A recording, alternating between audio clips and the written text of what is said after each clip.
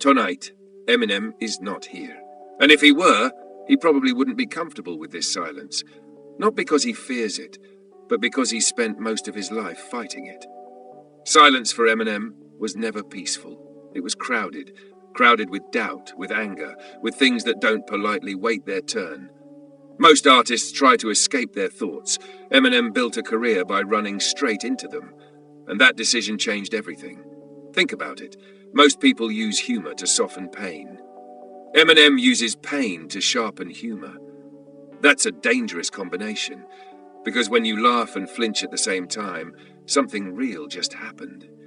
Eminem doesn't perform comfort, he performs honesty, and honesty, when it's that raw, makes people uneasy.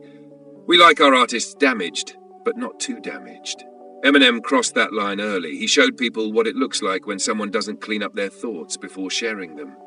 That's not rebellion, that's exposure. And exposure comes at a cost. Most people protect themselves by editing their emotions. Eminem refused to edit. He amplified. Now pause for a second. What happens when your inner voice becomes your public voice? Most people would collapse under that weight.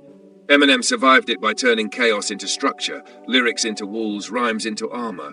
Rap wasn't his escape. It was his containment system. Without it, those thoughts would have nowhere to go. Now let's talk about anger, because anger is usually misunderstood. People think anger is aggression, loss of control. But for Eminem, anger was focus. It gave direction to pain, and direction is the difference between destruction and creation. Eminem didn't deny his anger. He organized it. He gave it rhythm, rules, precision. That's discipline. And discipline is not what people associate with him. They see chaos, they hear provocation, they miss the control underneath. You don't write verses like that without obsessive attention. You don't survive fame like that without structure. Eminem looks reckless, but his work is exact. That contrast is what keeps people listening. Now think about vulnerability. Most artists package vulnerability as something inspirational. Eminem never tried to inspire, he confessed. Confession is riskier than inspiration, because confession doesn't promise resolution. It just exposes the wound and leaves it there. People didn't connect with Eminem because he fixed himself. They connected because he didn't pretend to. That honesty created permission. Permission for listeners to acknowledge their own chaos without apologizing for it. Now let's talk about control again. Because for someone who sounds explosive, Eminem is deeply controlled. Every syllable calculated, every rhyme stacked. Control for him was survival. When life felt unpredictable, language became the one thing he could master. Mastery creates safety, and safety is something Eminem rarely had growing up, so he built it, word by word. Now here's the uncomfortable part. Eminem's openness came with consequences, criticism, controversy, isolation. When you say everything, people feel invited to judge everything. Most people retreat at that point. Eminem leaned in, not because he enjoyed the backlash, but because silence would have been worse. Silence would have meant the thoughts won, and Eminem doesn't let thoughts win. He battles them, out loud. Now consider fame. Fame usually rewards polish. Eminem offered friction, and friction, when it's honest, creates heat. Heat keeps attention, but it also burns. That's the trade. Eminem accepted it early. He knew that speaking freely meant paying a price, and he paid it repeatedly. That willingness to sacrifice comfort for truth is what separates him from performers. He wasn't acting damaged, he was documenting it. Now think about growth. Growth usually looks like softening. Eminem didn't soften, he refined. Less chaos, more precision. He didn't lose intensity, he gained control over it. That's maturity, not becoming quieter, becoming deliberate. Eminem today is not less angry. He's more accurate, and accuracy is far more dangerous than volume. Now here's the late-night question. What happens when you stop hiding from your thoughts? When you stop editing your inner monologue to be palatable? Eminem did that publicly, and the world couldn't look away.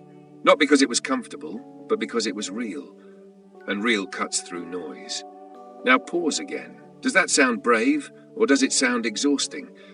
Because living without filters is powerful, but it's also heavy.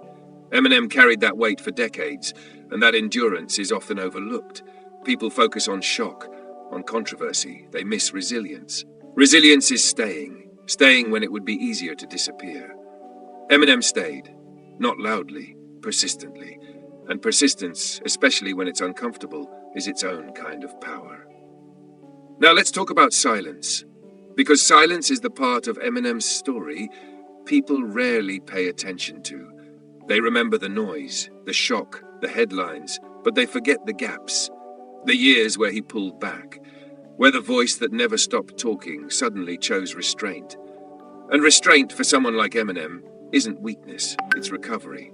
You can only scream for so long before your body asks questions your mind has been avoiding. Eminem reached that moment. Not publicly, not theatrically, quietly. And quiet moments are dangerous for people who live inside language, because without noise, there's nowhere to hide. Now think about addiction. Addiction isn't just about substances. It's about intensity, about needing something loud enough to drown out what's underneath. Eminem didn't just detox his body, he recalibrated his relationship with intensity itself. That's harder. Anyone can remove a substance. Few people learn to live without the chaos that came with it. Eminem did, and when the chaos faded, what remained was discipline, structure, precision sharpened even further. Listen closely to his later work. The anger didn't disappear, it matured. It stopped spilling everywhere and started aiming. That's control, and control doesn't erase pain, it contains it. Now here's the uncomfortable realization. Eminem didn't survive because he was loud. He survived because he adapted. Adaptation is rarely celebrated. It's not dramatic, it doesn't trend well, but it's what keeps people alive after the spotlight moves on. Most artists peak and then disappear. Eminem stayed, not by repeating himself, but by confronting the parts of himself that no longer worked. That takes honesty most people never practice. Now consider masculinity again. Eminem was once the embodiment of aggressive expression, anger externalized, pain weaponized. But growth doesn't mean becoming soft, it means becoming precise. Eminem didn't lose edge, he gained control over it. And control is far more threatening than rage. Rage is predictable, control is intentional. Now think about legacy. Legacy isn't built on shock value, it's built on endurance, on staying relevant without chasing relevance. Eminem doesn't chase trends, he observes them, then decides whether they're worth responding to. That pause is maturity. Early Eminem reacted, later Eminem chooses, and choice is the real marker of growth. Now let's talk about fear. Fear never left him, it just stopped driving. Fear used to push him into constant output. Prove yourself, defend yourself, outperform everyone. Now fear sits in the passenger seat, present, but not in control. That shift changes everything. It allows space for reflection, for self-awareness, for restraint. And restraint is what keeps intensity from becoming destruction. Now here's the late-night question. What happens when you stop fighting your thoughts and start managing them? When you stop amplifying pain and start directing it? Eminem answered that question publicly. And the answer wasn't comfort. It was sustainability. Sustainability doesn't sound exciting, but it's what separates legends from cautionary tales. Now think about honesty again. Eminem is still honest, but he's no longer reckless with it.